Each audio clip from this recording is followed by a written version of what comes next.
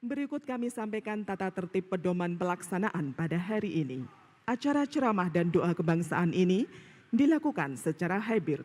Bagi para undangan yang hadir secara virtual, mohon dapat memastikan kamera dalam posisi menyala dan menonaktifkan mikrofon selama acara berlangsung. Terima kasih.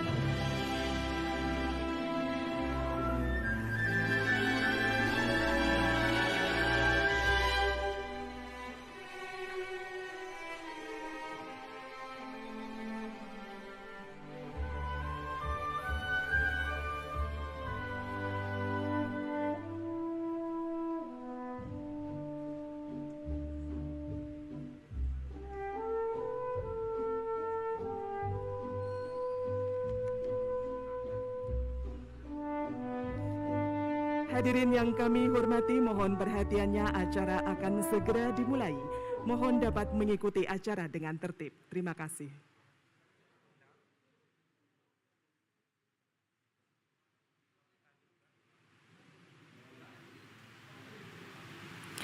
Assalamualaikum warahmatullahi wabarakatuh. Salam sejahtera untuk kita semua. Shalom, Om Swastiastu, Namo Buddhaya, dan salam kebajikan. Yang terhormat Ketua Dewan Komisioner Otoritas Jasa Keuangan, Bapak Wimbo Santoso. Yang kami hormati Wakil Gubernur Jawa Tengah Kiai Haji Taj Yassin Maimun. Pimpinan Pondok Pesantren Tahfizul Quran LP3IA Narukan Rembang, Kiai Haji Ahmad Bahauddin Nur Salim. Wakil Ketua Dewan Komisioner Otoritas Jasa Keuangan Ibu Nur Haida.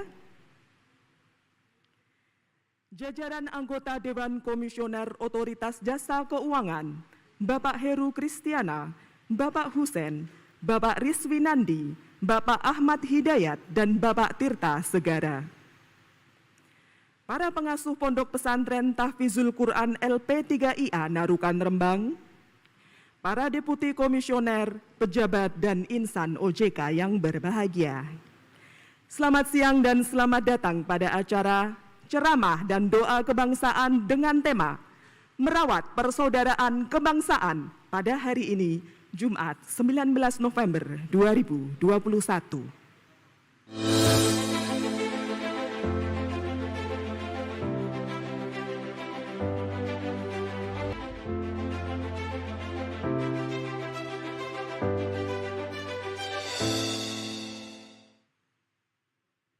Hadirin sekalian, dapat kami informasikan bahwa walaupun acara ini dilaksanakan secara hibrid, namun kami telah menerapkan protokol kesehatan yang ketat dalam pelaksanaannya, dan seluruh undangan yang hadir secara fisik telah melakukan tes swab antigen dengan hasil negatif.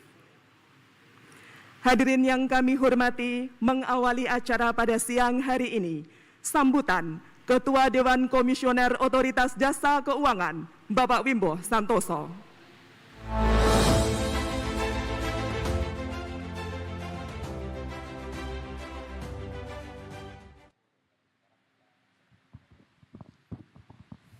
Bismillahirrahmanirrahim. Assalamualaikum warahmatullahi wabarakatuh. Alhamdulillahirabbil alamin. Sholatu wala salamu ala asrofil anbiya wal mursalin sayyidina wa maulana Muhammad wa ala alihi washabihi ajmain. Amma ba'du. Selamat siang, salam sejahtera buat kita semua. Om Swastiastu, Namo Buddhaya.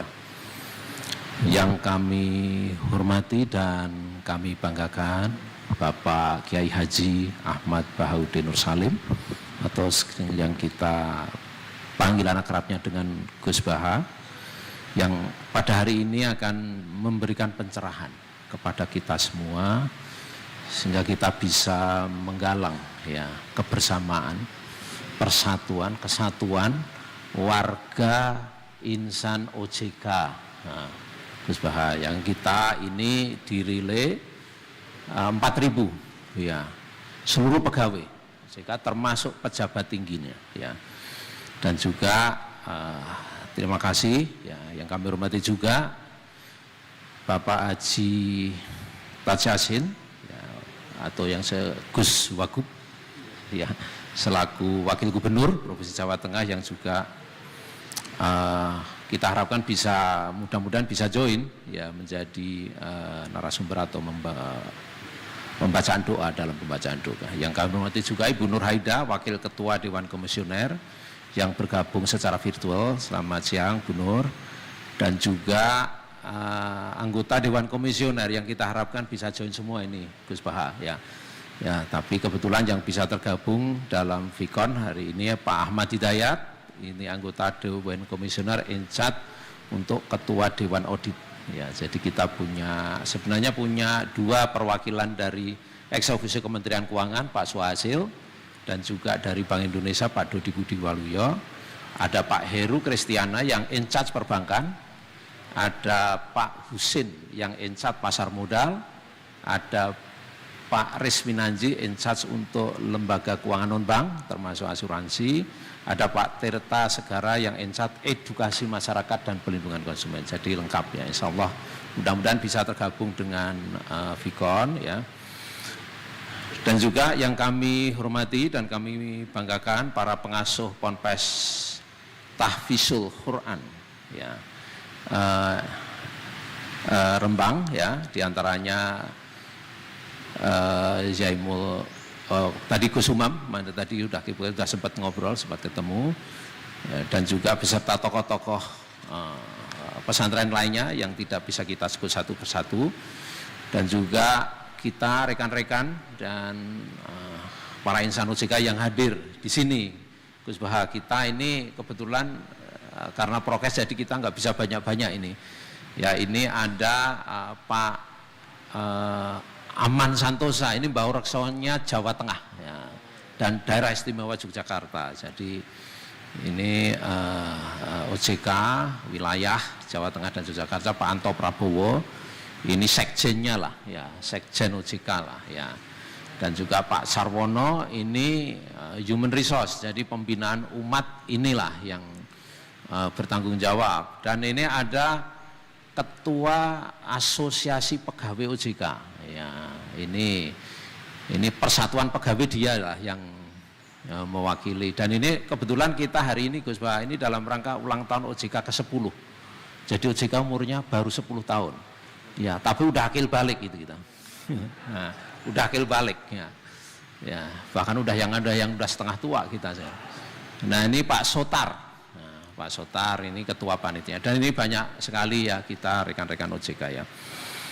Dan pertama-tama alhamdulillah puji dan syukur ya kita panjatkan kehadirat Allah SWT, Tuhan yang Maha Esa, sehingga atas lampahan dan rahmatnya kita bisa bersama-sama pada hari ini untuk hadir sowan ke Gus Baha ya, untuk tentunya kita mendapatkan pencerahan dan doa ya tentang bagaimana kita merajut persatuan kesatuan kita, kebangsaan kita ya, lingkup OJK maupun nasional ya, karena OJK ini kan juga mempunyai tugas bagaimana merajut persatuan kesatuan meskipun dalam rangka tugas-tugas OJK ya.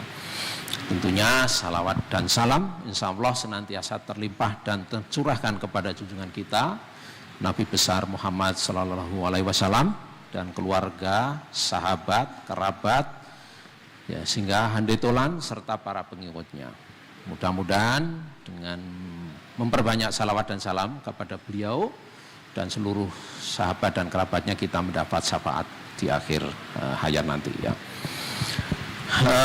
Dan mudah-mudahan tentunya kita bisa meneladani akhlak Rasulullah dan semoga kelak ini bermanfaat untuk kita semua. Gus Baha, Gus Wagub dan Bapak Ibu sekalian yang berbahagia ya, kita patut disyukuri Gus Baha di tengah-tengah pandemi yang tentunya kita sudah semakin meredah ya, berkat upaya keras dari kita semua bersinergi pemerintah seluruh lapisan masyarakat sehingga COVID ini sudah sedikit membaik, tapi kita tidak boleh lengah, tidak boleh jumawa, tetap harus waspada ya, sehingga pertemuan kita pun hari ini masih menggunakan prokes kesehatan ya. Dan ini segalanya ya, COVID ini merubah segalanya, tapi ada berkahnya juga ya.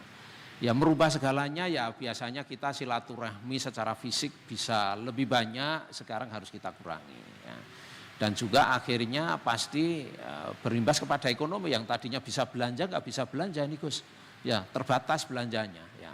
Yang tadinya bisa kita melakukan haul besar-besaran ini terbatas ya, tapi nggak apa-apalah, tapi kita tidak mengurangi manfaat dari kita semua, kita tetap bisa silaturahmi meskipun dengan prokes terbatas, tapi kita bisa menjangkau teknologi ini dengan 4.000 orang.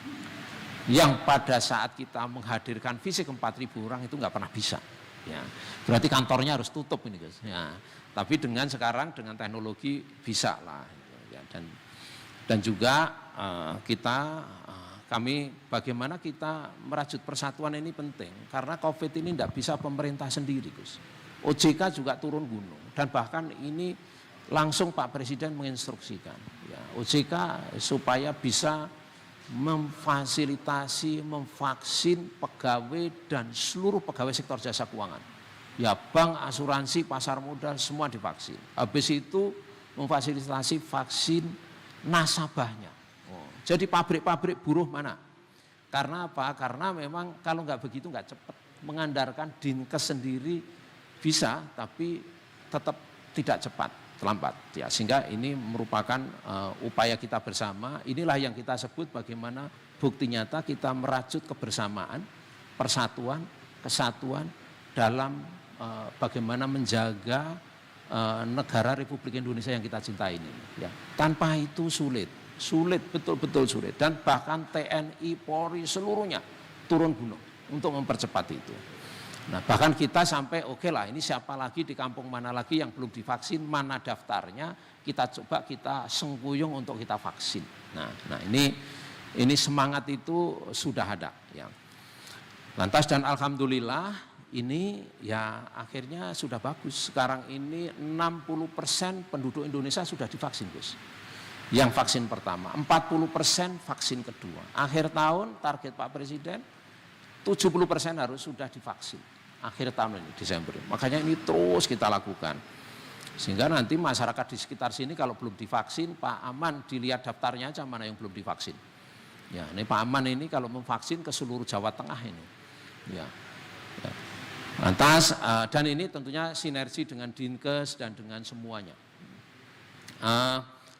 Lantas juga bagaimana kita dalam kondisi yang begini tetap kita bisa membantu masyarakat yang perlu kita bantu, terutama masyarakat UMKM, Gus.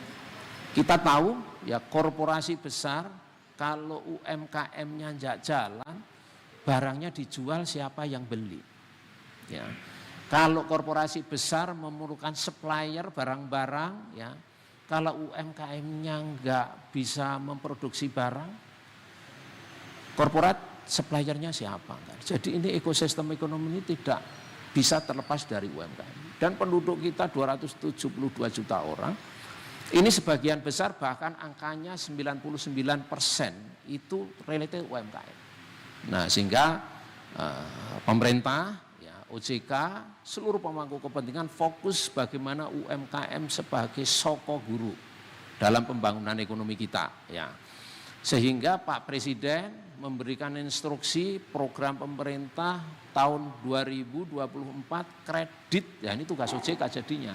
Kalau udah namanya kredit OJK meliriknya. Jumlahnya persentasenya harus 30%, luar biasa untuk 2024 ya. Sehingga kita harus bekerja keras, Gus, untuk berkaitan dengan membangun persatuan kesatuan ini, diantaranya terkait dengan tugas OJK ya mengembangkan melalui UMKM. UMKM itu ada yang menengah, ada yang tinggi, ada yang kecil, dan OJK selalu memfasilitasi untuk masyarakat UMKM mendapatkan pembinaan, bukan hanya pembiayaan, Gus. Pembinaan agar masyarakat UMKM ini bisa bekerja, pembiayaan yang sangat murah, ya, nah, dan syariah, ya, dan juga produknya dijual dengan platform digital. Jadi produknya bisa dijual dalam negeri, luar negeri dengan platform digital. Sehingga kita mensinergikan ini. Makanya bagaimana merajut kebersamaan ini penting di UMKM. Jadi masyarakat kecil, ya, pengusaha besar, ya, penjualan dengan online, yang startup, ya apapun namanya, mau OVO, Gojek, Tokopedia, dan OJK punya platform sendiri yang kita stimulit non komersial namanya UMKM. Jadi dibina iya, bekerja sama dengan pemerintah setempat. Ya misalkan di sini contohnya kalau ada ibu-ibu ya siang hari nggak ada pekerjaan, gampang banget. Kita bantu mesin jahit, yang itu mesin jahit sekarang kan murah, Gus, ya. Yang kecil, teknologi tinggi, ya, pembiayaannya melalui bank wakaf mikro, ya, Saya rasa di sini belum ada bank wakaf mikro ini ya, belum ada. Yang ada di Rembang itu di pesantrennya Gus Mus ya. Ya dan ini kita cita ke sini itu karena Covid aja Gus, kita sudah lama pengen ke sini dan rasanya kalau nggak datang fisik nggak afdol Gus. Jadi hari ini saya hadir fisik ini diantaranya bagaimana kita nanti ke depan ini bisa membantu masyarakat di sekitar sini ya. Dan ini pembiayaannya sangat murah ya, syariah melalui bank wakaf mikro, ekuivalennya 3% setahun, 3% setahun. Nanti kita didik apa saja, mau nyongket, mau jahit, ya, yang tadi habis itu bekerja sama dengan perusahaan besar, pengumpul, ya, nah, eksportir baju koko, ya, eksportir kopiah, ya, dikasih gambar, dikasih bahan, silahkan jahit aja, habis itu dikumpulkan di pengusaha besar tadi untuk diekspor. Nah, dan ini semuanya komunikasinya bisa dengan teknologi. Ini sebagai contoh, tapi produknya bukan hanya itu. Nah ini sehingga UMKM pemerintah menyediakan 285 triliun dana untuk disalurkan UMKM dengan tadi yang ekuivalen net-netnya karena ada subsidi 6%, ada subsidi nya 3%, 99%, net-netnya sekitar 3%. Nah, itu adalah upaya-upaya kita merajut kebersamaan dalam tugas OJK ekonomi, ya kaitannya dengan UMKM, digital dan pengusaha besar untuk ekspor. Ya. Nah, dengan cara demikian tadi COVID mereda, kita UMKM kita ini, insya Allah pembangunan ekonomi bisa pulih, Gus. Ya. Dan tentunya ini OJK mempunyai peran penting untuk menjahit ini, ya antara pengusaha kecil, pengusaha besar dengan teknologi. Gus Baha, Gus Wagub dan Bapak Ibu sekalian yang berbahagia, nah sehingga pada hari ini kita hadir di sini tentunya untuk lebih memberikan keyakinan dan mempererat dan merajut kebersamaan kita, persatuan kita antar umat, ya baik OJK maupun seluruh pemangku kepentingan dan tentunya kepada masyarakat ya. Dan untuk itu sehingga tema OJK yang ke-10 ini Gus Baha adalah bagaimana merawat dan meruat. Nah ini bahasa Jawa nih, merawat dan meruat tali dan jaring persaudaraan dan persatuan bangsa. Ya. Persaudaraan dan persatuan. Ya, kalau saudara-saudara dari saudara ini ya kan harus jadi satu ya. Atau dalam bahasa kerennya ukuah watoniyah. Ya, ya. Nah ini bisa dikupas lebih lanjut nanti tentunya sama Gus Baha ya.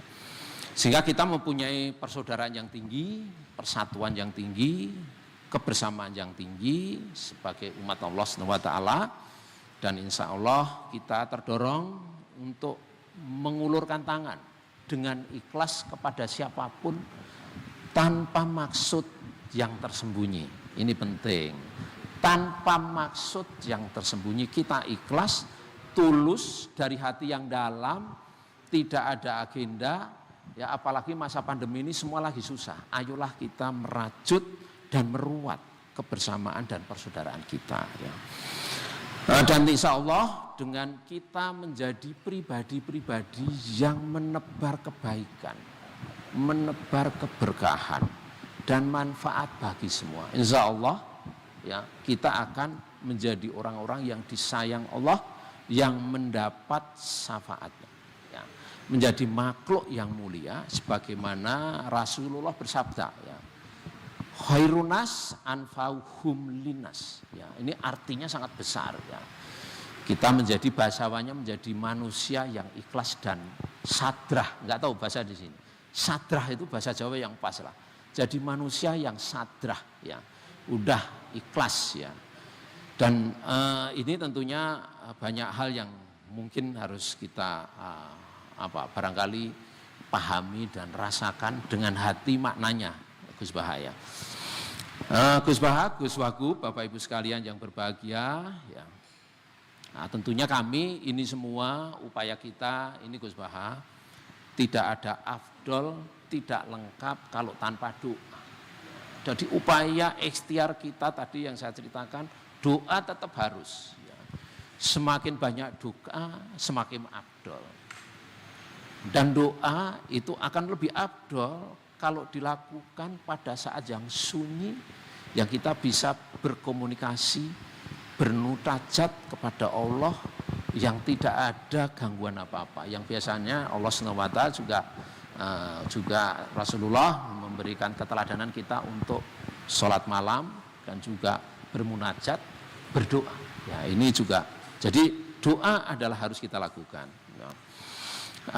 Jadi untuk kesempatan ini Gus Baha, Gus Wagub, ya Bapak Ibu sekalian, kita semua bersama para tokoh lintas agama berhimpun dalam kebersamaan dalam rangka hari ulang tahun OJK ini, berzikir, bermunajat, melantunkan doa, dan juga tentu saja bersyukur kepada Allah SWT, Tuhan yang Maha Kuasa, sehingga kita diberikan jalan, dilindungi, dituntun, diberikan ridhonya, ya untuk menjadi orang-orang yang Allah SWT cintai, ya diberikan jalan yang baik dalam segala urusan dan segala tujuan kita, hidup kita di dunia dan akhirat, ya. Semoga dengan kita melakukan doa secara khusyuk dan ikhlas, ya, yang nanti insya Allah nggak tahu nanti apakah oleh Gus Baha langsung ataukah nanti nggak tahu Gus Wagub apakah ada, ya nanti monggo aja kami ngikut, ya, sehingga ini akan memberikan keyakinan kita dan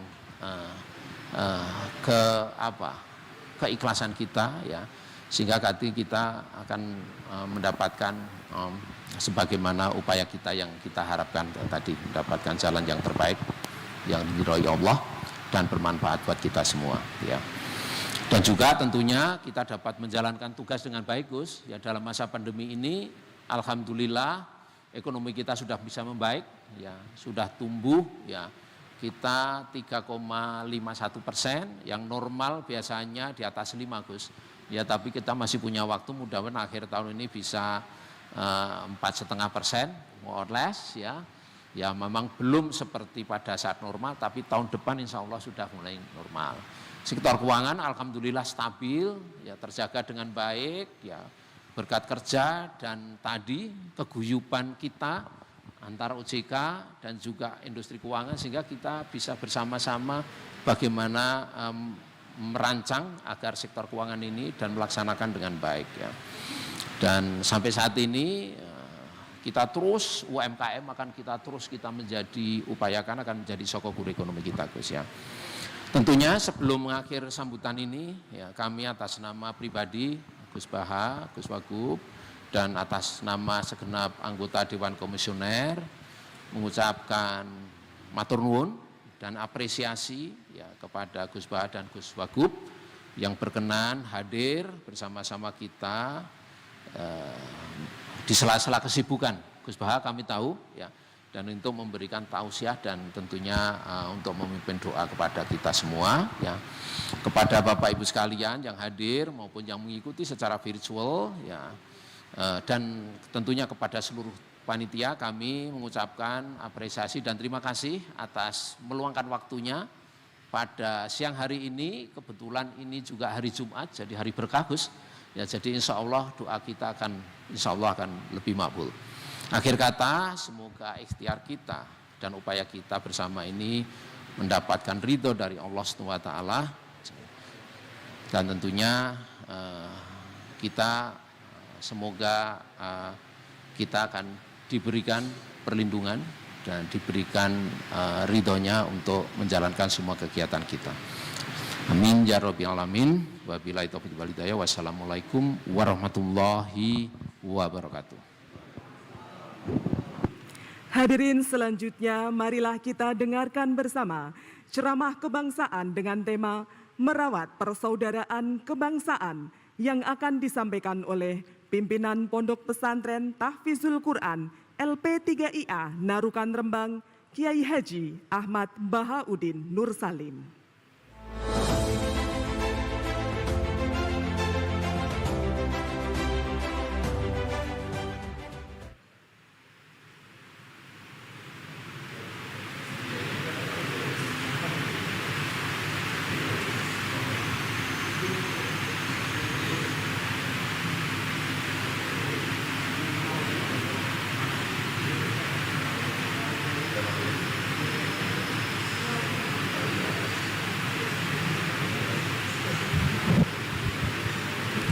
Assalamualaikum warahmatullahi wabarakatuh.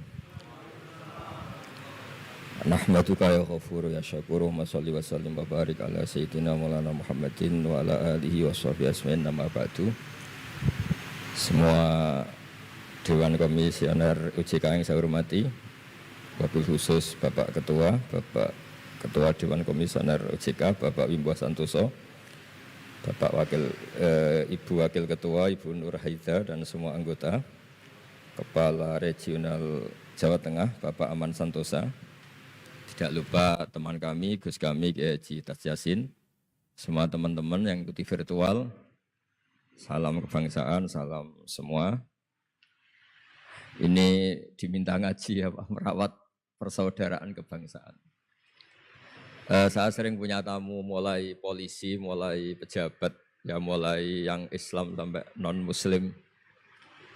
Saya sering cerita bahwa hal-hal yang jadi fitrah manusia itu ya keinginan dasar manusia itu ya senang damai, senang bersaudara. Karena hal itu fitrah itu desain awal manusia itu suka damai. Jadi kalau untuk konflik itu butuh pemicu, tapi kalau untuk damai itu tidak butuh pemicu. Sehingga orang di mana-mana bisa rileks ya. Rileks di terminal, rileks di jalan, rileks di warung-warung kopi, rileks di kedai-kedai.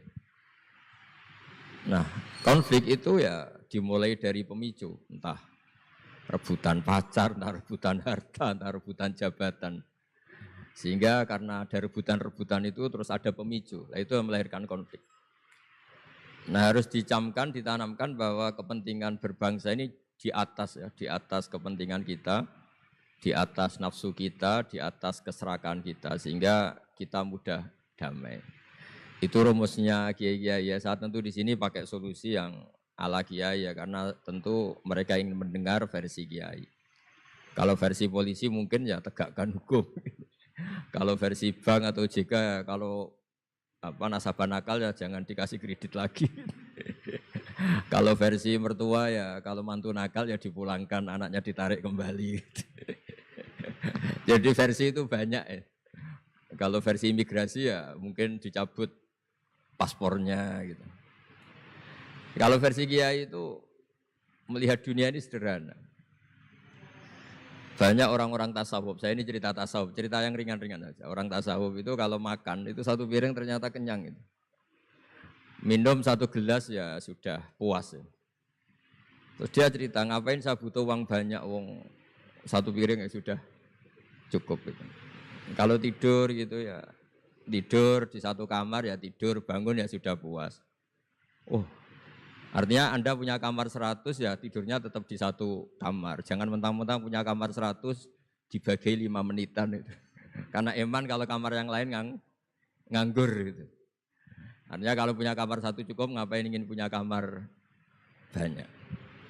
Jadi sebetulnya kalau kita punya rumah banyak itu nambah kebingungan karena yang sana yang rumah siapa, yang sana siapa.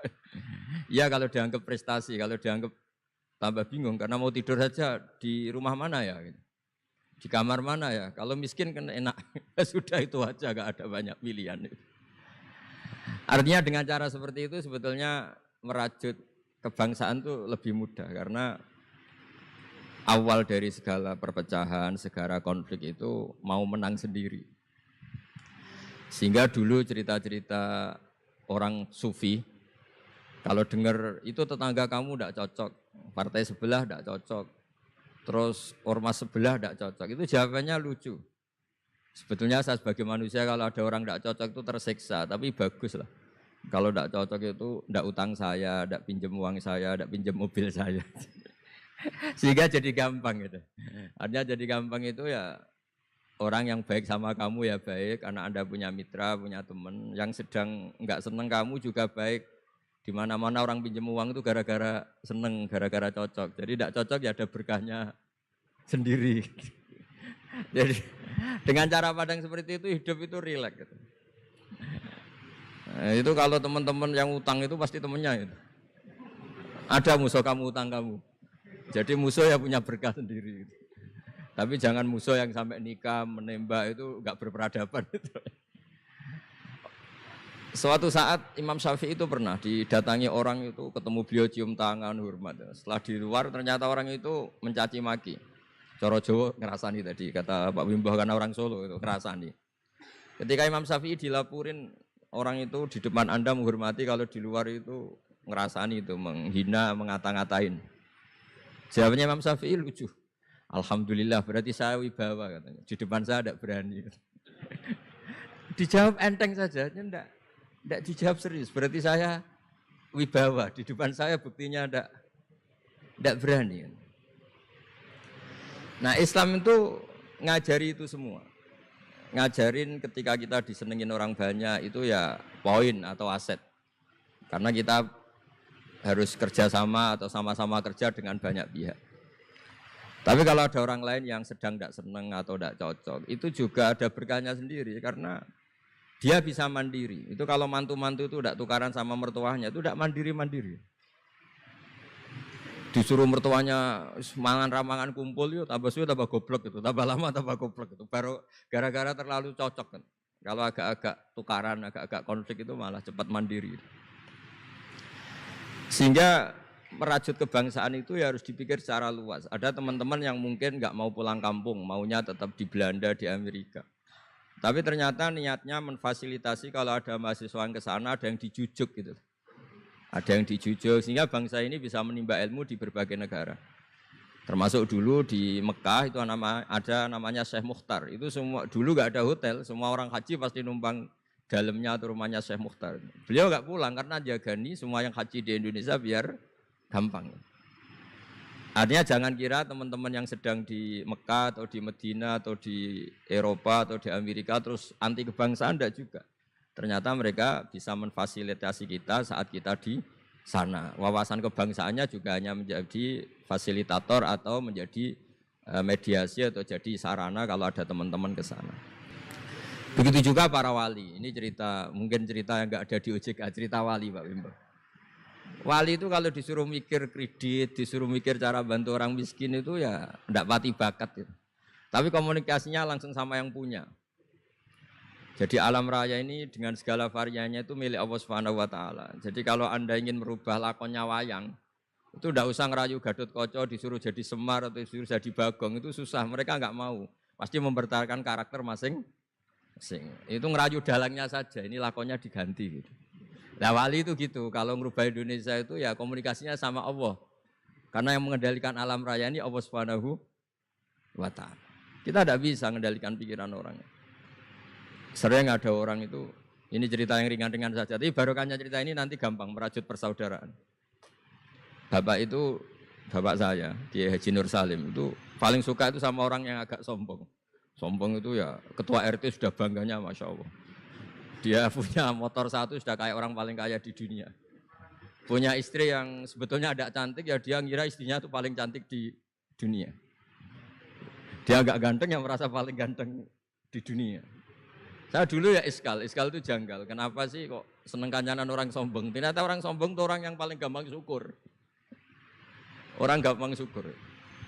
Tapi kalau ketemu orang yang kelihatannya sopan, apa saya hanya RT, apa saya hanya di OJK, saya ada menteri, menteri saya ada presiden. Presiden merasanya presiden di negara ketiga, dunia ketiga, bukan presiden superpower. Ketemu orang-orang yang tidak pernah puas itu kesannya tawadhu, ternyata pasnya itu tidak pernah puas, tidak pernah syukur. Lah yang sombong ternyata tidak sombong, dia gampang syukur. Ketua RT aja sudah merasa kayak presiden. Hanya pegawai OJK aja sudah merasa bangga, padahal dibuat suruhan Pak Simbo. Tapi senengnya, enggak disuruh seragam, sudah seragam semua. Saking senengnya. Iya, bangga banget ya, bangga banget. Jadi sama, sebetulnya kita jadi warga Indonesia, berKTP Indonesia sudah harus seneng. Enggak gampang, orang punya negara itu enggak. Coba orang-orang yang sekarang di Amerika di mana-mana itu orang Indonesia itu ya kangen rumah. Itu untuk kangen ke sini itu harus berbiaya 100 juta untuk pulang. Kita tidak usah kangen, sudah di Indonesia itu sudah luar biasa. Nah, sama-sama kerja atau saling memberi kontribusi. Saya sering punya analogi ya. Saya sering diskusi sama banyak rektor di Indonesia. bagus mana kerja sistem modern sama sistem kiai. Kata saya ya semuanya punya plus minus, tapi kalau saya kiai ya milih bagus kerjanya kiai gitu. Kalau kiai itu ngajarkan orang yang mampu nolong yang lemah. Ya sudah itu aja ajarnya. Kapan saja Anda mampu, berkesempatan mampu ya wajib menolong. Tapi kalau sistem modern itu ada jobnya. Sehingga gara-gara ada jobnya, suatu saat mungkin kalau ada orang tenggelam, wah saya ada SAR, saya ada tim SAR gak perlu menolong. Gitu. Kalau ada orang miskin, saya ada pegawai bank gak perlu ngasih kredit. Itu bahaya untuk bangsa ini. Sehingga dibutuhkan kerja-kerja yang ala kiai saja. Kalau ada kecelakaan di jalan, meskipun Anda tidak satlantas, ya ditolong Anda yang menangi, yang tahu. Kalau ada yang miskin, tetangga kamu Anda mampu, ya tolong saja. Tidak usah nunggu diajukan proposal, didaftarkan miskin resmi, sampai ada plakatnya, terus baru dibantu. Itu selak mati. Nah, selak kelaparan. Nah, pendidikan agama juga gitu. Misalnya semester ini mengkaji tentang sholat, misalnya di UIN atau di IAIN. Mengkaji tentang haji. Kalau di kiai enggak, Anda mau haji tinggal tanya kiai. Tapi kalau ada kuliah, nunggu semester itu, nunggu dosen itu baru tahu bab haji. Nah kalau pertolongan itu nunggu polisi, nunggu OJK itu prosedur dulu, kadang ditanya sertifikatnya macam-macam. Nah di sini pentingnya kerja. Jadi kalau lembaga resmi ini untuk hal-hal yang besar, yang tidak mendesak, yang mengikat. Tapi harus ada sistem sosial yang on time, yang setiap saat bisa diakses. Yaitu kebaikan masif, kebaikan yang semua orang itu merasa harus menjaga. Jadi yang menjaga kestabilan Indonesia itu semua orang, bukan polisi, bukan tentara, bukan siapa saja, termasuk departemen-departemen resmi, kepolisian, termasuk semuanya. Dengan merasa seperti itu, saling tergantung. Dan yang lebih cepat ya sistem sosial tadi. Sehingga kalau sistem sosial itu ada kiai, atau ada tokoh agama lain, atau ada yang dituakan, itu relatif stabil, karena coro Jawa nak tukaran itu sungkan, kalau terlalu konflik itu sungkan. Nah sehingga dulu ada cerita, ini cerita ada seorang perempuan itu ketemu Nabi itu di jalan. Itu cara etika orang kita lah, apalagi orang Solo, orang Jogja itu kan ada etis, ketemu di jalan dicegat. Ya Rasulullah, saya ini punya bapak sudah tua, dan kalau Anda haji seperti ini pasti ingin bapak saya itu ikut, tapi beliau sudah tua sehingga tidak bisa ikut. Ini gimana, saya harus menghajikan beliau apa enggak? Sama Nabi saat itu dijawab, kalau bapak kamu punya utang, kamu yang bayar, cukup enggak? Ya cukup ya Rasulullah, ya sudah seperti itu. Artinya cukup Anda hajikan. Kemudian oleh Imam Bukhari itu dibabkan lucu, babnya itu unik. Bab boleh tanya tokoh di jalan. Jadi tidak tentang hajinya, tapi tokoh itu harus siap menjawab pertanyaan meskipun sedang di jalan. Tidak usah nunggu sowan di rumah, atau antri inden daftar tamu. Nah, itu jadi pelajaran bagi kita. Jadi kebaikan itu kita wajibkan dulu ke siapapun yang mampu dan berkesempatan. Sehingga kalau kita misalnya ketemu orang tenggelam, meskipun kita tidak pegawai SAR atau tidak yang bertugas di pantai itu, ya kalau Anda mampu, ya selamatkan. Kalau ada kebutuhan tertentu masyarakat, misalnya sakit, Anda berkemampuan minjemin mobil untuk diantar ke rumah sakit, ya kewajiban Anda, bukan nunggu dinas resmi yang mengambil. Jadi kebaikan yang diwajibkan ke dinas resmi ya monggo, kita loyal, kita dukung, kita support. Tapi kewajiban yang diwajibkan atas nama agama bagi yang mampu itu tidak boleh hilang, karena ini yang langsung bersentuhan dengan masyarakat. Coba kemarin pas COVID misalnya, banyak teman-teman saudara kita yang pulang kampung. Ketika lembaga resmi belum ngurus itu, yang ngurus ya keluarga, sanak famili, mereka pulang, mangan ramangan kumpul, ya ada, alhamdulillah ya ada yang kelaparan. Kenapa ada yang kelaparan? Karena sistem sosial itu jalan, orang kok medit atau kikir sama tetangga, sama keluarga itu pasti diadili masyarakat. Dan masyarakat sepakat urusan makan itu sepele, sehingga mereka pulang ya ikut Pak D-nya, Pak Lek-nya, ikut Mbahnya, itu semuanya bisa makan. Bisa ngopi-ngopi, bisa rokok-rokokan, ya tetap santai aja normal. Bahkan banyak yang nganggur itu seneng. Barokahnya nganggur yang ngutangi tidak nagih katanya. Kalau tidak, jadi ya dianggap ringan saja hal-hal seperti itu. Nah, khawatir saya kalau saya pernah baca kitab di karangan seorang ulama besar, Al-Hayatul Ulya, otoritas besar dalam satu sistem negara, itu harus diakui sebagai bagian dari kebaikan masif. Jadi kebaikan masif yang nggak boleh hilang adalah kebaikan yang nggak punya otoritas, karena ini jumlahnya lebih besar. Ya tadi misalnya kecelakaan di jalan itu kan tidak bisa kebetulan ada mobil patroli atau mobilnya Satlantas atau lembaga resmi tertentu yang nangani kecelakaan. Yang nangani ya orang-orang di jalan yang menangi itu terus diantar ke rumah sakit atau ngabari keluarganya. Sehingga kata Nabi, kullukum ra'in wa kullukum mas'ulun an ra'iyati. Semua kita ini menjaga kedamaian, menjaga kemajmuan, semua kita jaga sistem sosial, semua kita menjaga kebaikan.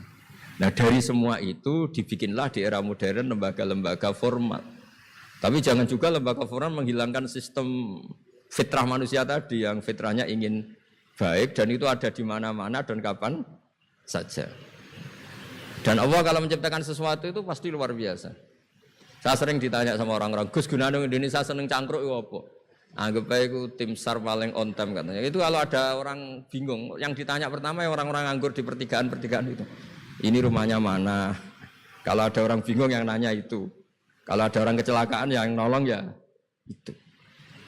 Artinya sistem sosial yang sudah ada itu nggak boleh diambil alih lembaga. Karena kalau itu iya, kita kekurangan kekuatan apa? Sosial. Jadi ini penting saya utarakan supaya kebaikan-kebaikan bersama ini saling melengkapi, bukan saling mengadili, bukan saling merasa paling superior. Saya sering guyonan begini, kalau ada rapat ketahanan pangan, yang rapat itu merasa superior karena punya rumus yang luar biasa. Tapi apa artinya rumus itu kalau petani nggak mau nanam padi? Petani itu tidak usah rapat, tapi nanam padi itu otomatis jaga ketahanan apa? Pangan. Sistem sosial juga sama. Di kampung itu kalau ada orang jahat atau sinis, itu pasti nggak punya teman. Monggo Gus Yasin ini rawuh. Ini alhamdulillah Gus Yasin rawuh. Mau biar jajar Pak Ketua, dia di situ ada. Oh mau di tengah. Mari Gus. Jangan tetap di mana itu.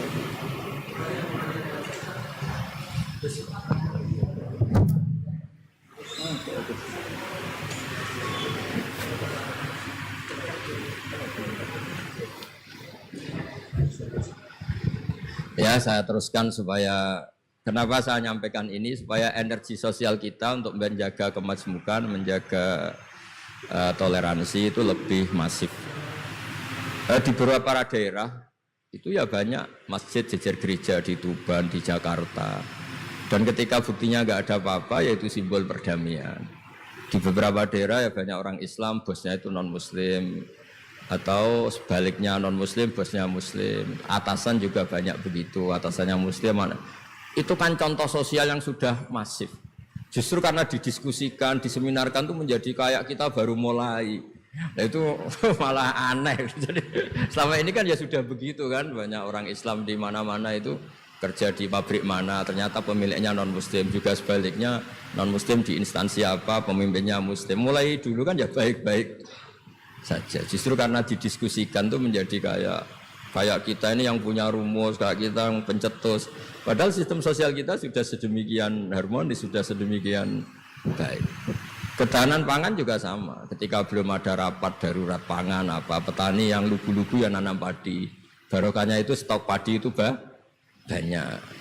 Begitu juga mereka melahirkan sistem kerja yang nggak punya ladang, kerja di yang punya ladang. Dan kalau itu dizolimi atau nggak digaji, ada embargo sosial, terus tidak mau kerja di situ. Sehingga yang nggak baik juga akan baik karena dipaksa oleh sistem sosial. Jadi sebelum ditangkap polisi karena tidak baik, itu sudah diadili sosial, itu diadili hukum sosial. Nah, hal-hal seperti ini harus jadi perangkat bersama untuk menjaga kebaikan bersama. Makanya saya sering bilang sistem sosial itu segala-galanya.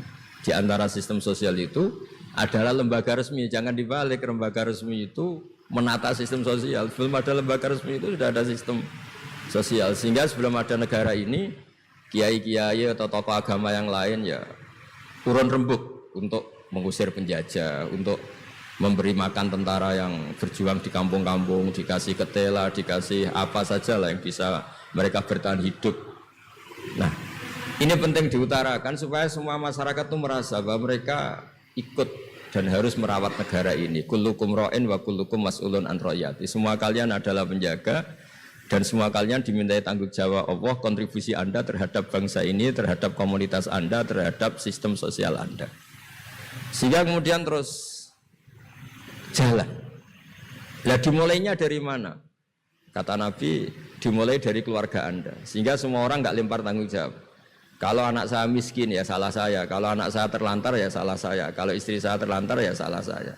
Sehingga jangan karena ada sistem modern, setiap ada yang miskin menyalahkan menteri sosial misalnya. Setiap ada apa nyalahkan menteri terkait. Itu hukum seperti itu bikinan kita. Yang hukum Allah permanen itu ya setiap anak kita terlantar salah kita. Nah barokahnya merasa salah itu tidak mudah menyalahkan orang lain, termasuk tidak menyalahkan instansi tertentu atau departemen tertentu. Ini penting supaya orang itu evaluasi, merasa salah. Barokahnya merasa salah itu orang tidak menyalahkan orang lain. Jadi negara ini tidak mudah chaos dengan kultur menyalahkan pihak lain. Betapa baiknya agama ini. Jadi kalau berdoa disuruh mulai dengan Rabbana dzalamna anfusana. Ya Allah, saya ini mendolimi diri kita sendiri. Wong yang punya kewajiban saya kok menyalahkan orang lain. Saya kalau guyon itu sering begini. Teman-teman kita yang satu kampus atau satu pondok atau satu kampung, itu kalau kaya itu pasti jadi sumber disalahkan. Misalnya Anda punya teman yang dulu sama-sama miskin, tahu-tahu jadi bupati atau gubernur. Terus itu tarif utang kamu ya dinaikkan. Dulu zaman sama-sama miskin paling pinjam uang hanya 10.000. Gara-gara jadi bupati atau gubernur BI misalnya atau ketua OJK, utangnya dinaikkan bukan sesuai Anda tapi sesuai jabatan teman kamu. Masa punya teman gubernur kita utang 100.000, pantasnya ya utang modal 100 juta. Dan kalau nggak ngutangin, wah katanya teman dekat ternyata nggak mau dipinjemin. Jadi punya kultur menyalahkan orang lain. Dia SDM-nya hanya ketua RT gara-gara punya teman gubernur atau presiden atau apa. Inginnya ya lebih tinggi lagi. Jadi bukan berdasar kapasitas dia tapi kapasitas temannya. Itu juga bagian dari kesalahan yang kita ciptakan. Sehingga agama mengatur orang itu tidak boleh melebihi batas SDM-nya. Orang itu tidak boleh melebihi batas apa? SDM-nya. Kadang-kadang kita sama ketika anak kita terlantar bilang di Pak D Sugih ya ora nyafaati, punya Pak D kaya juga tidak memberi syafaat, punya teman kaya tidak beri. Jadi tidak menyalahkan dirinya tapi menyalahkan teman atau keluarganya yang kaya. Itu juga awal bencana kemajmukan. Jadi kebanyakan nuntut. Makanya Nabi berkali-kali ngendikan ketika kamu di zaman akhir wa alika bi khosayati nafsik wada angka amrol amah. Kalau sudah ada badai apa saja, badai ekonomi, badai sosial atau badai apa saja, urusi diri kamu sendiri. Itu bukan Nabi menanamkan egois itu enggak, justru menanamkan kebersamaan. Barokahnya orang itu sibuk ngurus keluarganya sendiri, itu enggak kepikiran nyalakan orang lain. Jadi orang kadang salah tafsir itu justru seakan-akan kita diajarin untuk egois itu enggak. Berkahnya ngurus diri sendiri, ketika kita sudah terurus tidak membebani sama orang lain, dan berkahnya ngurus diri sendiri juga tidak gampang mengkomplain orang lain karena kita merasa punya kewajiban sendiri. Tapi kalau kita ini terlalu modern, orang nggak punya uang, ini tanggung jawab Menteri Keuangan, kalau miskin tanggung jawab Menteri Sosial, kalau ada jalan rusak tanggung jawab PU. Oke, secara hukum kenegaraan misalnya mereka berkewajiban tugas itu, tapi kalau itu untuk alasan menyalahkan, semangat kita menyalahkan. Dan agama itu tidak mengajari seperti itu. Agama itu mengajari Rabbana dzalamna anfusana. Ya Allah, saya ini merasa mendolimi diri sendiri. Nah dengan seperti itu enak cara hukum sosial kayak tadi. Ketika Allah menciptakan orang tidak suka kita kadang ya Allah salah saya apa kok sampai orang tidak cocok saya. Kamu lupa Allah mendesain orang tidak cocok kamu supaya ada utang kamu, tidak ganggu kamu. Barokahnya tidak cocok itu tidak minta uang kamu. Nah itu yang saya ingin ditiru. Jadi perilaku ulama-ulama besar kayak Imam Syafi'i itu kalau tadi berkali-kali saya ngomong ya Aba Abdillah, panggilannya Imam Syafi'i ya Aba Abdillah, orang itu tidak cocok kamu. Ya baguslah dia merdekakan saya, dia tidak akan pinjam uang saya, tidak pinjam mobil saya, tidak akan ganggu saya, tidak cocok. Kalau dia hajatan juga tidak ngundang kamu, jadi tidak cocok itu ya barokahnya ya banyak. Nah kenapa banyak kiai tidak dimintai rembukan masyarakat padahal dituakan? Karena kalau semuanya minta rembukan kiai itu disarankan mondok semua. Padahal barokahnya negara ini ya ada yang kuliah, ada yang jadi polisi, ada yang jadi tentara. Kalau rembukan semua sama kiai disarankan mondok semua. Nanti yang jadi polisi siapa, yang jadi dokter siapa. Nah barokahnya kadang-kadang kiai ditinggalkan nggak diajak rembukan itu ya varian-varian profesi itu banyak. Kiainya juga ada harus tersinggung. Ini katanya nuakan saya apa-apa diputuskan sendiri, ada usah seperti itu ya biasa aja. Jadi kemajmukan, menjaga kemajmukan itu dimulai dari semua orang merasa berkewajiban menjaga perdamaian ini, menjaga keharmonisan ini. Tentu dimulai dari merasa wajib pada dirinya. Ini penting supaya tidak ingin menyalahkan orang lain atau terbersit menyalahkan orang lain. Terus kedua, bahagia dengan dirinya tadi. Misalnya orang yang paling miskin di Indonesia, itu ternyata tadi saya utarakan, saya punya kitab-kitab tasawuf banyak. Itu lucu-lucu dan jadi gampang hidup itu. Misalnya dia miskin makan satu piring kenyang. Kenapa saya harus korupsi? Kenapa saya harus mencuri? Wong makan satu piring juga sudah kenyang. Terus dia menghitung orang sampai kaya raya itu makannya sampai meninggal, misalnya 60 tahun, jumlahnya sama orang miskin ternyata jumlah yang dimakan yang sama, jumlah yang diminum ya sama. Terus ada pertanyaan, saya pernah digugat juga pas dalam satu acara. Tapi kalau orang kaya ingin apa saja kan kesampaian Gus, ingin beli mobil kesampaian, ingin beli pesawat kesampaian. Saya tanya, ya orang kaya inginnya tidak seperti itu. Misalnya inginnya mungkin jadi presiden, inginnya jadi gubernur, kan ada aja enggak kesampaian. Tetap aja ada enggak kesampaian. Kadang-kadang wah enak jadi anaknya presiden, anaknya gubernur, apa saja kesampaian. Banyak juga anaknya presiden mungkin ingin anaknya jadi presiden ya enggak kesampaian. Anaknya kiai ingin anaknya jadi kiai ya enggak kesampaian. Mungkin anaknya jenderal, anaknya ingin jadi jenderal. Dan dia nyontohkannya kan, wah kalau jadi orang kaya itu enak, ingin makan di apa saja kesampaian. Masa orang kaya seleranya hanya ingin apa? Makan. Artinya ada saja yang enggak sama. Misalnya orang jadi raja Arab Saudi, ada aja enggak kesampaian. Mungkin bayangkannya ya tidak ada yang demo, tidak ada yang komplain, semua anak yang diinginkan putra mahkota jadi ya tidak gampang kesampaian. Nah, kemudian dia berpikir lagi. Saya ulang lagi ya, dia berpikir lagi si orang miskin tadi. Misalnya dia ke hutan atau ke gunung, wah enak jadi bupati, gubernur, apa-apa difasilitasi negara. Terus dia mikir, tapi mereka punya atasan. Ditegur atasannya takut, diatur atasannya takut. Kok enak saya nggak punya apa? Atasan. Tapi intinya itu bagi saya semua itu harus dikawal oleh hukum. Jadi melakukan perintah Allah itu nikmat. Sehingga Anda misalnya ketua OJK atau gubernur atau wakil gubernur atau kiai, nikmat tertinggi itu karena melakukan perintahnya Allah Subhanahu wa taala. Kita disuruh jaga Indonesia, disuruh jaga keluarga. Kalau nikmatnya itu subjektif sepihak, kita puas kalau ingin seperti yang kita inginkan. Itu enggak akan ada puasnya karena nafsu kita itu kalau guyonan orang-orang tasawuf, kamu dikasih dunia seisinya dan lipatannya, tamak kamu atau keinginan kamu itu tidak akan tercapaikan, tidak akan terpuaskan. Karena manusia itu ya sudah nggak ada batasannya. Makanya kalau guyonnya dulu kan ada orang tirakat, kalau megang apa saja jadi emas. Dia bayangkan jadi kaya, jadi top. Ternyata pertama dia megang saka rumahnya, tiang rumahnya jadi emas. Habis itu megang apa lagi jadi emas. Lama-lama megang nasi jadi emas, megang minum jadi emas. Akhirnya dia nggak bisa makan karena dia ingin semua yang dipegang jadi emas. Pas kecapean megang-megang dia ingin makan, yang dipegang juga jadi emas.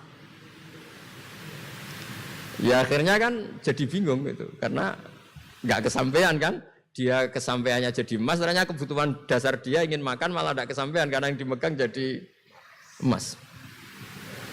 Jadi itu kan contoh. Sejahtera juga sama. Anda bayangkan misalnya Kalau punya mobil, punya uang tabungan, punya apa, semuanya kesampaian enak itu. Semua yang kamu inginkan kesampaian itu enak.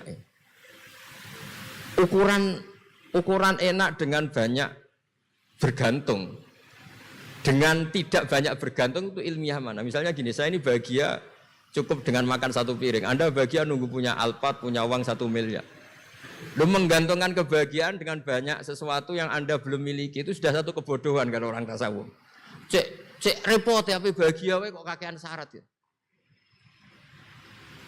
Makanya saya sering bilang, kalau saya berkali-kali cerita ada orang perempuan datang ke saya, Gus saya ingin kaya. Kebetulan orangnya itu jelek. Saya bilang, kalau kaya yang repot kamu. Kenapa Gus? Setelah suami kamu kaya, sekarang suami kamu kan miskin. Pertama yang dievaluasi apa? Ganti rumah, ganti mobil. Lama-lama ganti Anda, kata saya. Karena setelah rumahnya bagus, mobilnya bagus, yang dievaluasi pasti Anda, katanya. Wah, kalau gitu miskin aja Gus. Iya kan, sudah rumah bagus, mobil bagus, ternyata istrinya. Nanti kalau suami kamu kaya, yang dievaluasi tidak hanya mobil dan rumah, tapi Anda, katanya. Nah, maksudnya ini ya guyon, tapi supaya kita ini bahagia dengan diri kita apa? Sendiri. Jadi saya mohon semohon-mohonnya semua yang mendengar ngaji ini, bahwa agama ini mengajarkan wa'alika bi khossati nafsik. Urus diri kamu sendiri itu bukan mengajari egois, itu bukan. Kalau semua kewajiban orang merasa bertanggung jawab, paling tidak bawaannya itu tidak nyalahkan orang lain. Dan negara juga agak repot-repot karena semua orang dicukupi oleh orang tuanya, oleh keluarganya. Sehingga negara ini sifatnya hanya membantu, bukan ngurus yang pokok. Tangan negara tidak cukup untuk ngurus sebesar itu, tidak cukup. Yang cukup adalah individu-individu ini menanamkan nilai-nilai sosial sehingga semua bertanggung jawab atas dirinya, atas kampungnya, atas komunitasnya, terus negara fasilitasi itu semua. Insya Allah menjadi baldatun thayyibatu wa rabbun ghafur. Saya kira demikian, semoga bermanfaat dan mohon maaf. Assalamualaikum warahmatullahi wabarakatuh.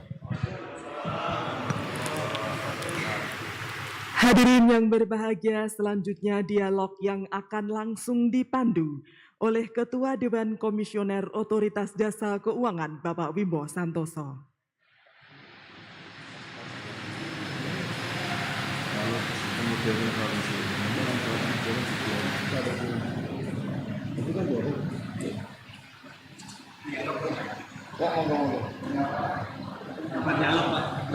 Mimpin dialog, Pak.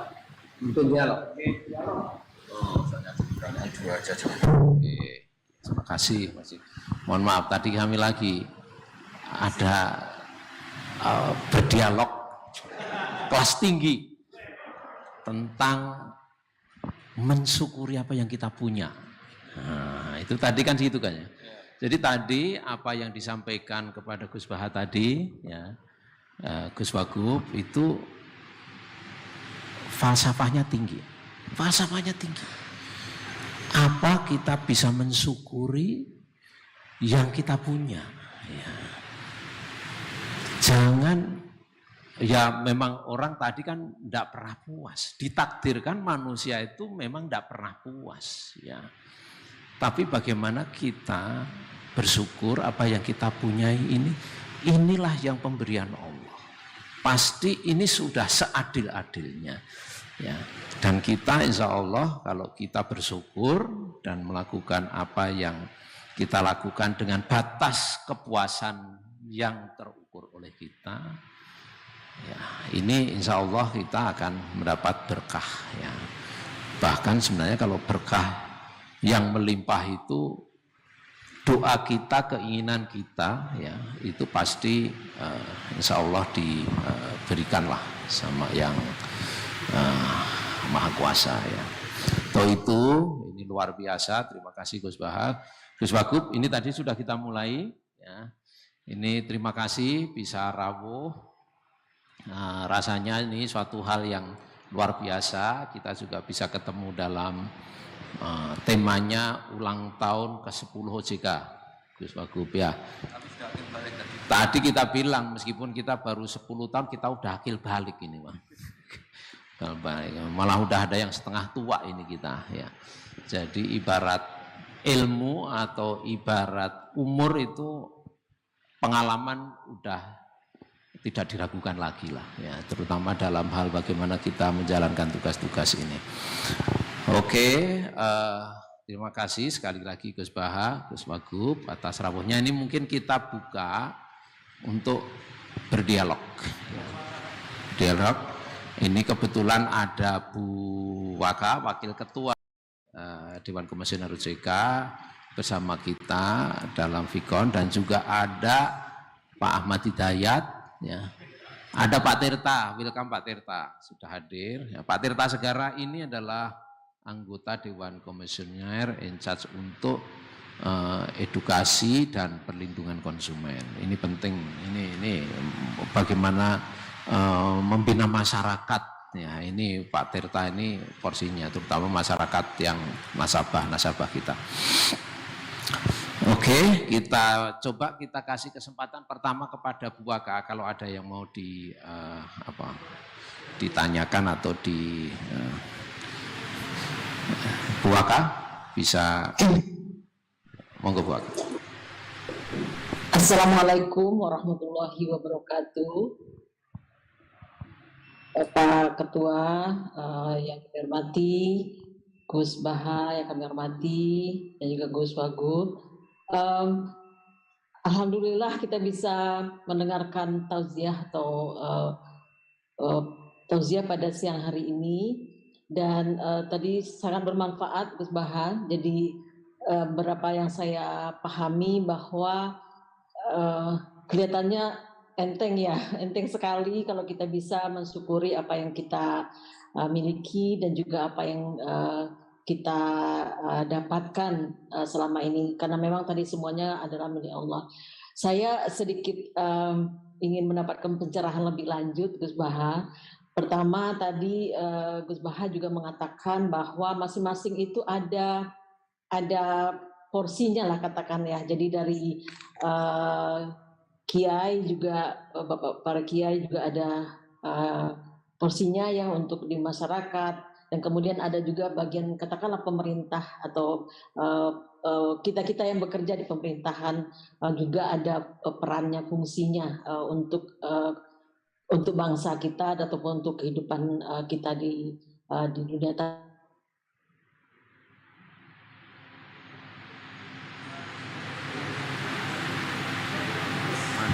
Disconnect ya, disconnect. Oke. Mana ada yang bisa info? Atau kalau coba sambil menunggu Bu Waka, ada Pak Ahmad Hidayat bersama kita, bisa connect nggak kalau Pak Ahmad Hidayat atau Pak Tirta? Oh ternyata disconnect semua ini. Waduh ini.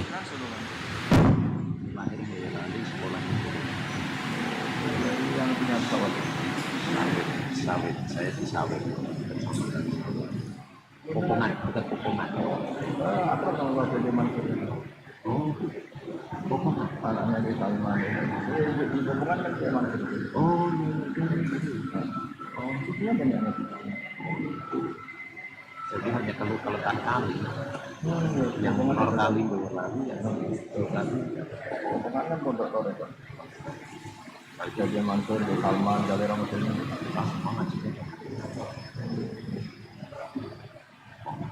Dia nabi sekarang generasi mudanya udah keluar Popong. Kalau orang itu merasa punya jawabnya dan alam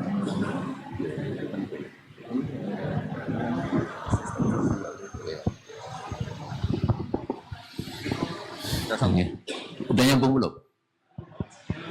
Signalnya drop. Oh ya udah, drop. Semuanya drop. Oh ya udah. Kita skors atau kita dialog di antara kita aja.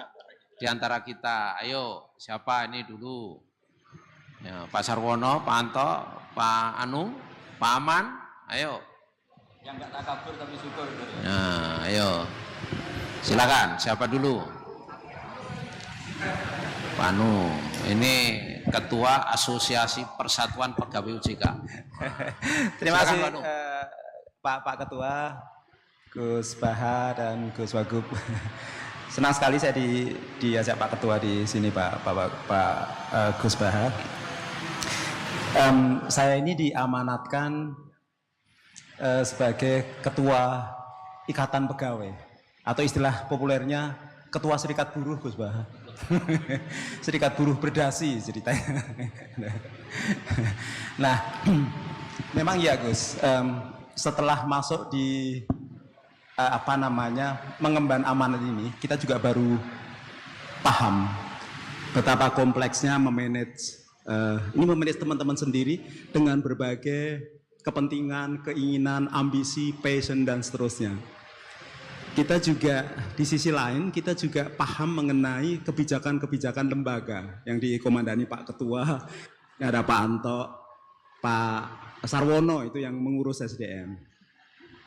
Memang dari segi berbagai kebijakan itu kadang-kadang hanya memuaskan yang lebih sedikit, ya Gus Bahaya. Tetapi ekspektasi teman-teman itu kan juga tinggi.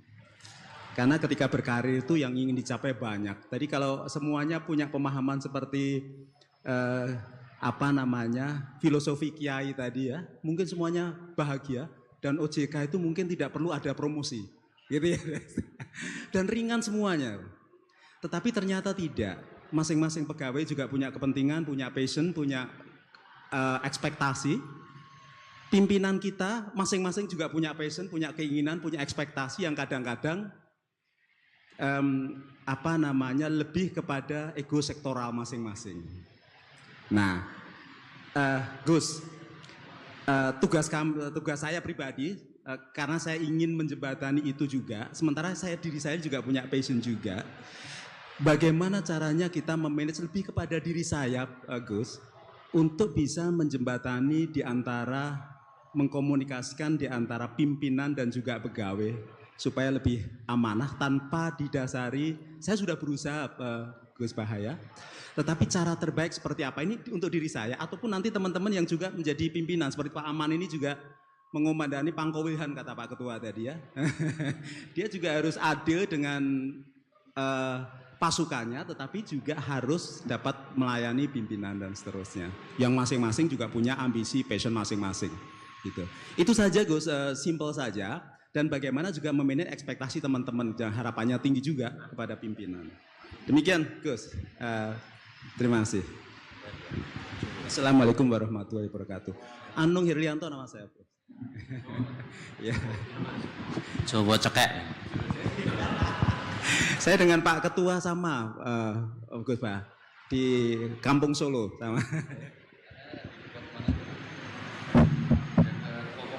Popongan sawit. Popongan. Kalau Bismillahirrahmanirrahim.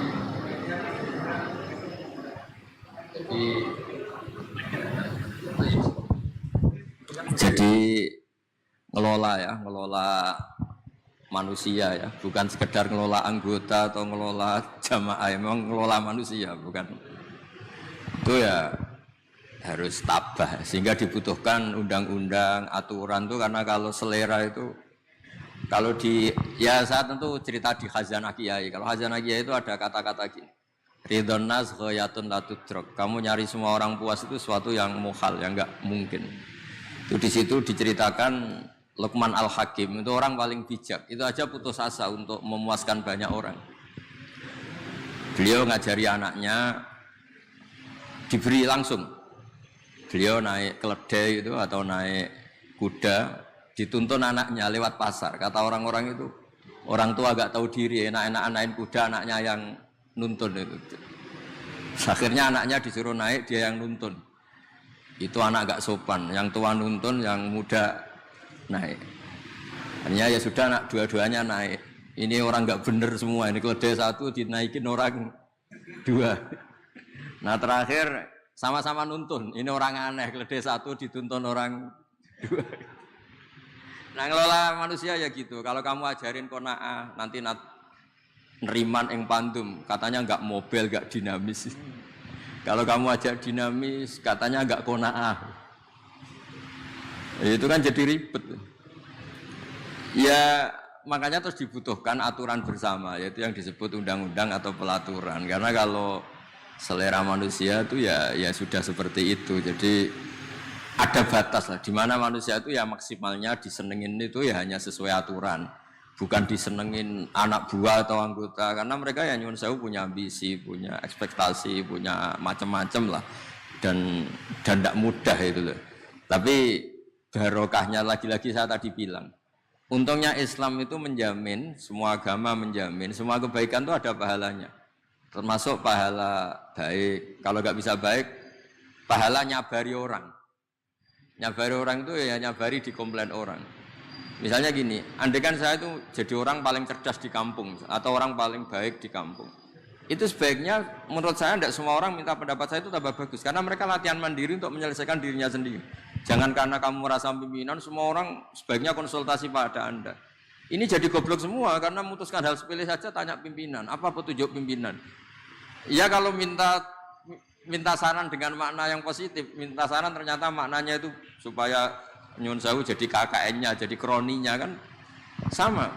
Minta saran kiai itu kadang ya niatnya baik, kadang ya kurang baik. Kurang baiknya gini, kalau kapan-kapan salah, pokoknya kanut kiai, terus kiainya yang dimintai tanggung jawab.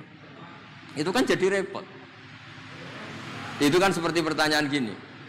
Jadi ini cerita aja, cerita. Kalau kamu jadi orang hebat, itu sebaiknya kalau diundang di kampung terbelakang itu datang enggak.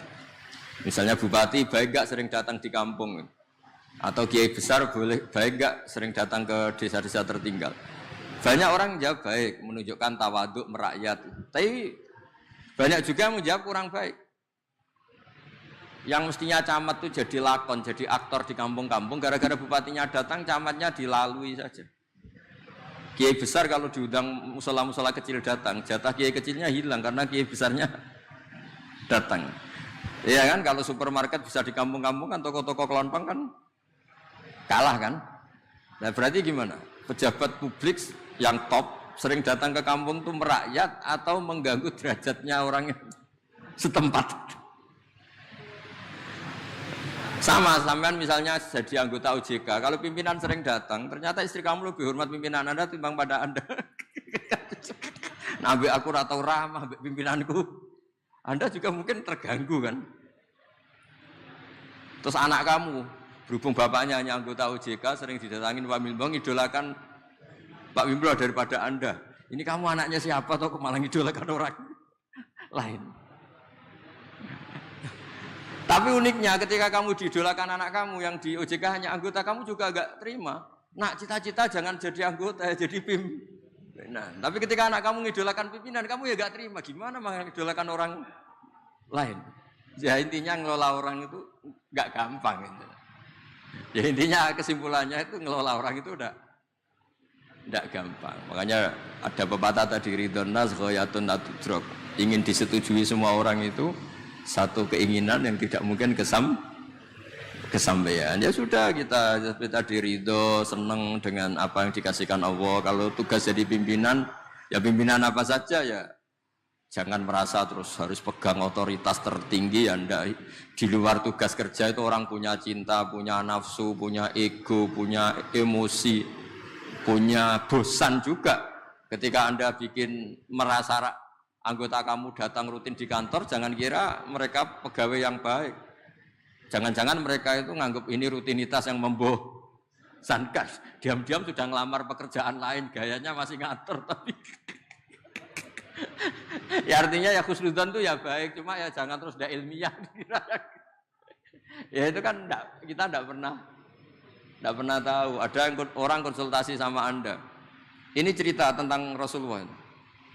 Ada suami istri sedang berkelahi, sedang nggak cocok itu. Matur, ya Rasulullah suami saya itu gini-gini. Gang sebentar istrinya datang, ya Rasulullah suami saya gini-gini. Jawabnya Nabi itu unik. Jangan-jangan setelah saya ikut campur, ternyata nanti malam atau kapan-kapan Anda tidur bareng lagi atau hubungan intim lagi. Jadi ternyata kadang konsultasi sama Nabi atau sama Kiai itu ingin kalau menyalahkan suaminya punya justifikasi, punya argumentasi, punya backing, yaitu kata Nabi aja kamu suami nggak bener. Nanti suaminya kalau Nabi ikut campur, kata Nabi aja kamu istri yang nggak benar. Makanya Nabi tidak ngendikan apa, hanya ngendikan coro John aku melok-melok jebule ke rukun meneh. Misalnya saya jenengan lapor nang Pak Wimbo, lapor gini-gini saya komentar. Oh dasar wong Solo gitu. Nah ternyata jenengan rukun lagi terus cerita, Pak kata Gus Bak jenengan itu begini kan saya yang berabe. Artinya gini, kalau Anda dituakan, tidak semua orang konsultasi itu harus kamu jawab. Karena tadi yang tahu peta hati manusia itu siapa? Nah itu rahasianya kenapa kiai kalau dilapuri orang konflik mau guya-guyu itu bukan oh kiai takut ira jelas, itu ada ilmunya, guya-guyu gak jelas. Karena semakin jelas itu tidak baik, karena tadi setelah kita ikut campur, misalnya tadi jenengan lapor ini, oh memang ketua kamu tidak benar. Suatu saat kamu rukun, terus cerita omongan saya yang berapa kan saya.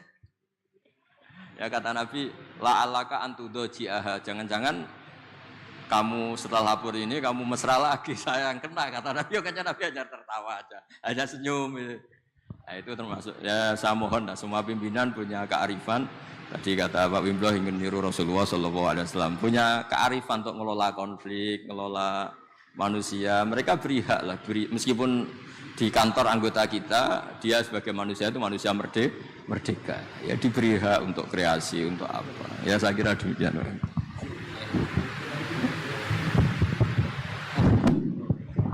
Ya, turun Gus Bah ini kayaknya kalau kita lanjutkan bisa sampai Isya ini, Gus. Ya, sampai Isya. Karena mungkin dan ini belum terkoneksi lagi ya. Ya udah. Mungkin nanti ini karena keterbatasan waktu. Satu aja ya, singkat, nggak boleh tambah lagi. Ya satu aja, silakan. Singkat, 1 menit. Enggak, terima kasih Pak Ketua. Mohon izin Gus Bau, Gus Yasin. Satu aja Ustadz, saya tuh waktu mulai kerja itu dinasehati. Nah, pengen lihat dari sisi agama. Nek atimu resik, nyambut gawemu enteng. Nah, itu kira-kira gimana konsep dalam beragama Ustaz? Matur nuwun. Ya hati bersih itu ya tidak nuruti nafsu itu. Di tempat kerja kan kalau hati kamu tidak bersih, lihat orang yang gajinya lebih tinggi, wah nggak enak jadi saya, enak jadi itu. Lama-lama melihat orang yang cantik, nggak enak jadi saya, istri saya jelek itu cantik.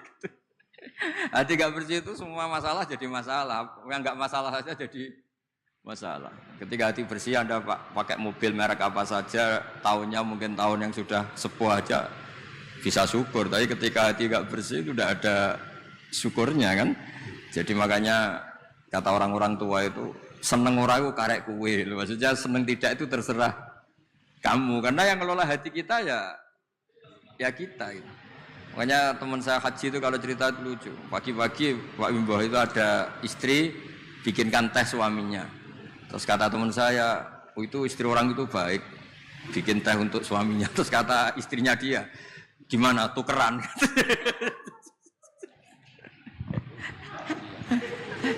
Ya sama, nanti kalau kamu di tempat kerja tidak baik ya melihat pimpinan iri, melihat atasan iri, melihat orang cantik iri, melihat orang yang lebih mapan iri, itu kan tidak ada selesainya itu. Ya makanya kata syukur itu segala-galanya menurut saya tadi kata Ibu itu, pokoknya syukur itu segala-galanya. Orang bisa asik apa saja itu karena bersyukur itu sudah, yang lainnya enggak itu. Makanya ya semuanya bersyukur itu. Enggak ada solusinya di luar itu. Makanya solusinya syukur. Coba misalnya kita orang Indonesia melihat Amerika atau Swiss atau mana saja lebih makmur. Coba apa Anda siap jadi orang Swiss? Di sana dianggap imigran, sudah gitu dianggap pendatang, eksistensi kita. Mendingan jadi orang Indonesia, karuan warga negara kita. Daripada ngeluh membanding-bandingkan dengan negara lain, mendingan bersyukur jadi warga apa? Indonesia. Karena Anda disuruh jadi warga negara sana juga gak siap itu. Sudah gitu wajahnya dipertanyakan, ini wajah Swiss apa Solo? Kan malah jadi panjang kan. Masih ngurus warga negara macam-macam. Sementara kita di Indonesia langsung jadi penduduk sah. Semuanya kata kuncinya itu syukur tadi. Hati resik itu ya maknanya syukur itu. Ya, saya kira. Jadi tadi luar biasa filosofinya ya. Tadi hati resik, bersyukur, ya, sadrah. Ya. Kalau kita menginginkan sesuatu yang di luar kodrat ibaratnya. Di luar kodrat itu mau ngomong orang Suwes yang warnanya coklat atau gimana bisa ngomong orang Suwes. Ya. Nah, ketitiran nanti di sana malah sakit. Ya. Ketitiran ini kademen. Ya. Kademen orang Swiss mungkin pakai baju biasa, kita harus double kan, jadi enggak ini. Karena memang DNA kita itu memang enggak cocok untuk musim dingin. Gitu. Jadi ini luar biasa. Tadi kami bisik-bisik, ini tadi kami lagi kira-kira anunya kok cocok, ini gurunya siapa sampean dulu gitu. Jadi, tapi nanti bisa kita, saya bilang, saya itu mazhab saya Popongan tadi bilang gitu kan. Saya memang lahir di daerah situ, belajar dari situ. Nah, pasti ada hubungannya itu nanti ujungnya. Tapi nanti biarlah kan ini berdua ini rundingan. Ya, tapi kayaknya ada gitu loh. Saya itu kampung saya memang dekat Popongan situ, yang kalau di ujung-ujungnya pasti ada lah ya. Ya kemarin kita kebetulan ke Mangkuyudan kah? Yaitu sama-sama ke Gontor pernah kita. Rupanya ada hubungannya itu. Iya, Gontor dari Tegalsari. Iya, Tegalsari ya. Terus habis itu kita kemarin di Jombang itu loh. Nah, itu Jombang yang ya itu ada hubungannya juga gitu. Jadi Indonesia rupanya kalau diambil gitu ilmunya itu ada ya. Jadi jangan heran kalau tadi kata-kata sadrah, bersyukur, ati resik, sak madya, aja dumeh. Ya, terus nguwong ke uwong. Nah, nek wong maling ya aja dibilang, kamu maling ya marah no. Nggih toh? Aja ya udahlah, wis ada urusane nek wong itu maling aja dikata-katain maling ya nesu no. Iya kan? Apalagi tadi wong elek, kamu wajahmu elek, itu ya rada serik mesti ya. Nah, ya. Jadi di bahasa-bahasa batin ini kan ya mungkin kayaknya ini perlu ada sesi berikutnya, Pak. Sesi berikutnya pendalaman. Ya, jadi alhamdulillah ini kita mendapatkan ular-ular dari Gus Baha ini. Ya, jadi ini alhamdulillah kita bisa, ini cuman waktunya terbatas. Jadi tadi kayaknya mungkin kita tadi tapi dengan catatan bahwa kayaknya harus ada sesi berikutnya ini. Ya, sesi berikutnya ini ya nggak tahu nanti gimana. Ya, gitu. Sekali lagi matur nuwun. Ya, ini matur nuwun Gus Wagub ya. Ya, ini kita kembalikan kepada pembawa acara, silakan. Terima kasih Bapak Wimbo yang telah memandu acara dialog. Baik hadirin sekalian, acara selanjutnya adalah doa kebangsaan yang akan dipimpin oleh Wakil Gubernur Jawa Tengah, Kiai Haji Tats Yasin Maimun.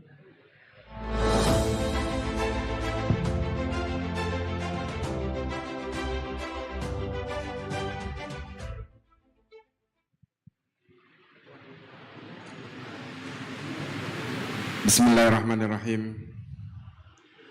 Assalamualaikum warahmatullahi wabarakatuh. Terima kasih Pak Wimbo, Ketua OJK dan seluruh jajarannya, Gus Baha, atas tempatnya. Ini menarik ketika biasanya Kiai itu diundang untuk datang ke kantor, saat ini enggak, Kiai itu diundang ya Anda yang datang. Itu menunjukkan bahwa sinkronisasi Al-Quran dengan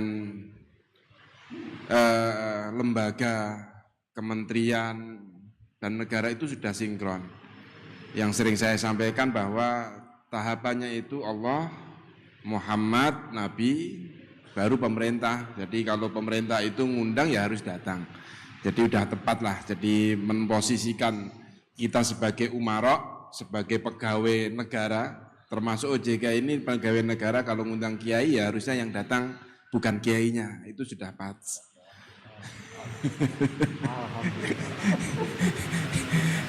Artinya kalau kita mengetahui posisi itu, apa yang kita bahas pada pada siang hari ini tentang kebangsaan, ya jalan.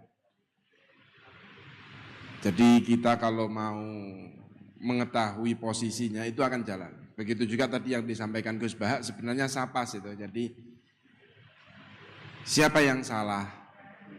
Ketika si suami atau si istri mengadu kepada Nabi kan nggak ada yang salah. Yang salah adalah pandang sudutnya. Pandang sudut kita yang salah. Sehingga kita tidak bisa menerima bahwa kita itu nggak ada yang sempurna, tetapi untuk melengkapi. Kita itu berpasangan tidak untuk memimpin, tapi untuk bersama-sama mendapatkan ridho dari Allah Subhanahu wa Ta'ala, itu yang tepat. Sehingga antara pemimpin dan apa yang dipimpin itu harusnya saling melengkapi. Yang memimpin itu harus mengetahui bagaimana yang dipimpin, dan yang dipimpin itu harus mengetahui yang atas. Sama dengan kita, ketika saya disuruh mimpin Gubernur Jawa Tengah mendampingi Mas Ganjar, saya nggak akan berebut posisi sama Mas Ganjar karena saya harus melengkapi. Jadi Mas Ganjar yang tidak dilakukan apa ya itu yang saya lakukan. Seperti begitu juga sebaliknya. Jadi ini saling melengkapi sehingga perjalanannya itu indah. Mari kita bersama-sama berdoa kepada Allah Subhanahu wa Ta'ala, Tuhan yang Maha Esa, dan izin saya memimpin dengan agama Islam. Untuk yang agama selain Islam silahkan menyesuaikan. Bismillahirrahmanirrahim. Alhamdulillahirabbil alamin, hamdan na'imin, hamdan syakirin, hamdan yuafi ni'amahu wa yukafi'u mazidah. Ya Rabbana lakal hamdu kama yanbaghi li jalali wajhika wa 'azimi sultanik. Allahumma shalli ala sayyidina Muhammadin salatan tamla'u khazainallahi nura wa takunu lana walil mu'minina farajan wa farahan wa surura wa ala alihi wa sahbihi wa sallim tasliman katsira. Allahumma nas'aluka ya ilahana an taj'al hadzal balad Indonesia khasaya wa aminan mutma'innan wa sa'ira biladil muslimin. Allahumma wafiq ya ilahana qa'idana ya Allah lima tuhibbu wa tarda. Allahumma ba'ad ya Allah anna al-munafiqin waj'al kaidahum ya Allah fi nuhurihim. Allahumma ij'al tadbirahum tatmiruhum ya Allah. Allahumma ya Allah, Allahumma ahmal Indonesia ya Allah. Wa nusami ya Allah qaidul urdun ya idul Indonesia ya Allah min kulli su'. Allahumma man arada Indonesia ya Allah su'an faradu kaidihim ya Allah fi nahrihi ya Allah. Allahumma nas'aluka ya ilahana an taj'alana mimma yuhibbuka wa yuhibbu rasulika wa yuhibbu ibadika as-salihin. Allahumma astur auratina wa amin rawatina wa aslih ahwalana birahmatika ya arhamar rahimin. Allahumma nas'aluka ya ilahana fi hadzal munasabah fi hadhil munasabah ya Allah nas'aluka ya ilahana an tarfa'ana al balaya wal waba waz zalazil wat ta'un wasuyul al mukhtalifati wal fitnati wal mihan ma dhahara minha wa ma batan an biladina hadha khasah wa sairil buldanil muslimina amah. Allahumma aminna ya Allah, Allahumma aminna ya Allah, Allahumma aminna ya Allah fi biladina Indonesia khasah ya Allah. Wa fi sairil buldanil muslimina amah. Wa sallallahu ala sayyidina Muhammadin wa ala alihi wa sahbihi wa baraka wa salam. Subhana rabbika rabbil izzati amma yasifun. Wa salamun alal mursalin walhamdulillahi rabbil alamin. Terima kasih. Saya ucapkan selamat ulang tahun ke-10 OJK. Semoga baligh sebelum usianya. Terima kasih. Wassalamualaikum warahmatullahi wabarakatuh. Hadirin yang kami hormati, dengan berakhirnya doa kebangsaan, maka berakhir pula seluruh rangkaian acara pada hari ini. Terima kasih atas kehadiran dan partisipasinya. Semoga doa kita didengar oleh Allah Subhanahu wa Ta'ala, Tuhan yang Maha Esa. Akhirul kalam, wabillahi taufiq wal hidayah. Wassalamualaikum warahmatullahi wabarakatuh. Selamat siang. Shalom, Om Santi, Santi, Santi Om, Namo Buddhaya dan salam kebajikan. Foto bersama.